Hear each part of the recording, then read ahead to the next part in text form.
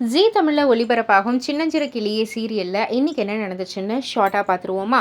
பாஸ்கருக்கு ஒரு எச்சரிக்கை கொடுக்கணும் அப்படின்னு முடிவு செய்யும் கிருபா திவாகரனை அழைத்து கொண்டு நேராக மருத்துவமனைக்கு போகிறாங்க. ஆனால் அங்கே அவர்களுக்கு காத்திருப்பது எதிர்பாராத ஒரு சந்திப்பு. அதே மருத்துவமனைக்கு வரும் எம்எல்ஏ நம்ம பையனுக்கு அடிபட்டிருக்குன்னு சொன்னாங்க, ஒரு எட்டு பார்த்துட்டு போயிடலாம், தேர்தல் நேரத்தில் இதுவும் உதவியாக இருக்கும் அப்படின்ற மாதிரி அவருடைய பாணியில் பேசுகிறாரு. இதற்கிடையில் பாஸ்கரை சந்திக்கும் கிருபா ஏழை வீட்டு பையன் பெரிய இடத்து பெண்ணை நினைக்கக்கூடாது என்று மறைமுகமாக குத்தல் விடுறாரு. ஆனால் அதை அமைதியாக கேட்கும் இந்து, சித்ரா ஆசைப்பட்டதை யாராலும் தடுக்க முடியாது, அவளுக்கு வேண்டியது கண்டிப்பாக கிடைக்கும் என்று நேருக்கு நேர் பதிலடி கொடுக்கிறாங்க. இருவரும் வார்த்தை போரில் ஈடுபட்டு கொண்டிருக்கும் நேரத்தில் எம்எல்ஏ உள்ளே நுழைகிறாரு. அவர்கள் பேசிக் கொண்டிருப்பதை தவறாக புரிந்து கொள்ளும் அவர், என்ன தம்பி, வண்டியை பற்றி பேசுறீங்களா? தம்பி ஆசைப்பட்ட வண்டி எதுவாக இருந்தாலும் நானே வாங்கி தரேன் அப்படின்ற மாதிரி சொல்ல கிருபாவுக்கு கடுப்பேறுது.